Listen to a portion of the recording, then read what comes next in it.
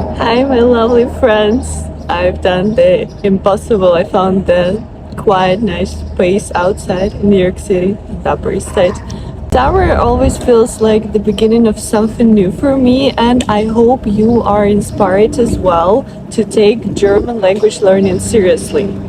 In this video, I'll be sharing my personal practical tips and tricks how to make significant progress in learning German during the summer months with any level you currently have right now.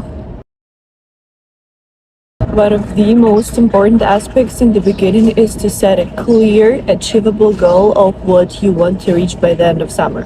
So, for example, by September 1st, I want to be able to have confident conversations about healthy lifestyle, graphic design, and traveling in German.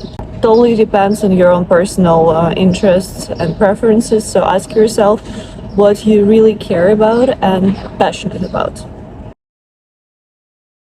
I found using digital planner Notion very useful for mapping out my study plan and tracking my progress. You can watch this video to learn more how I personally use this app to accelerate the process of learning German for myself. We all have seen all these textbooks and students' book, and I'm not even willing to open them. Why? Because there is no personal touch to it. Choose topics that really excite you and make you feel motivated to talk about. Having this personal touch makes learning of any language more enjoyable and more natural. Okay, so you have chosen these vocabulary topics that you are passionate about. But we also know that each level of German language has its own grammar topics and skills that have to be acquired. If I were you, I would research the specific topics that you will need to be able to speak on B1 or B2 or C1 level. Personally, I can recommend the book Grammatik Aktiv. There are two of them. There is one A1 B1 and another one B2 C1. There you'll see all the grammar aspects of German language structured by the level. So you kind of go through and you just do these tasks. They're not too boring, there are not too many of them. So that's just to build up these basics of the language. Don't study grammar and vocabulary in isolation. It's always about the convergence of these two things. So what I was doing whenever I was learning any grammar topics that I had to learn, I was layering them with the vocabulary topics that I was passionate about, such as psychology or scientific topics. As I've mentioned, the textbooks exercises are fine for building up this foundation, but as soon as you feel bored, these exercises don't really lighten you up, then you have to switch to creating your own personal, creative writing and speaking tasks. So for example, if my grammar point for this week was reflexive Verben, so it's a B1 level, I would start writing my own diary in German and trying to put as many reflexive Verben in this diary as possible. For example, heute ist Montag und das ist mein Lieblingstag der Woche, denn ich habe frei.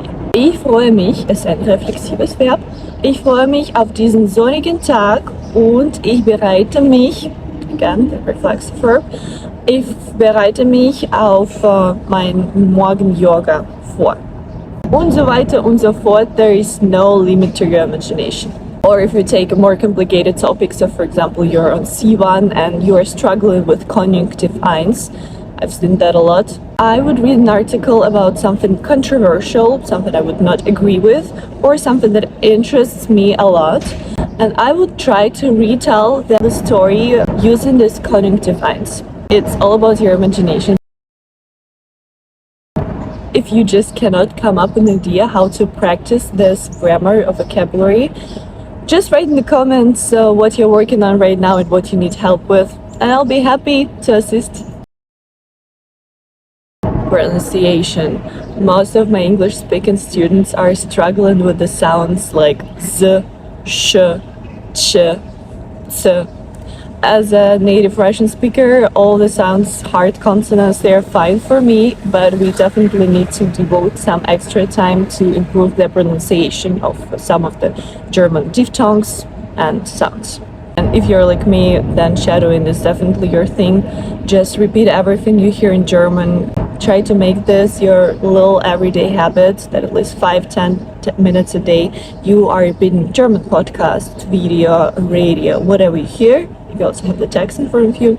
That's perfect. You'll automatically adjust yourself to the German sounds that seem to be unfamiliar for you so far. And the thing, of course, I've mentioned 1,000 times before are your podcasts for the current German level. I've done so many videos about that. Being honest with you, I was also not always that consistent with them, and sometimes I just wanted to listen to my music. But believe me, even if you turn on something random just in the background and you are not even actively listening to it in German, it will still be way better than just listening to music when you are cooking your breakfast, when you are tidying up your room, when you're doing anything in the subway or in the bus. This will help you to acquire this feeling of the language. That's actually everybody's final goal in terms of learning the language. When you just feel how to say it right, you can always explain why, but you feel like it.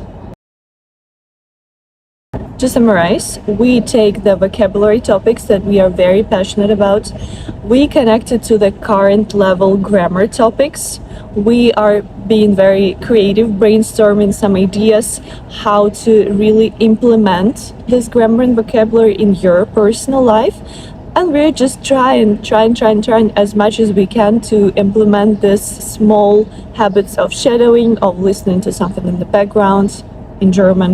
And you can trust me, this algorithm works. If you want to learn more about strategies for your current level, I do have some specific videos how to start learning the language and how to achieve a very high level of German language in very short periods of time.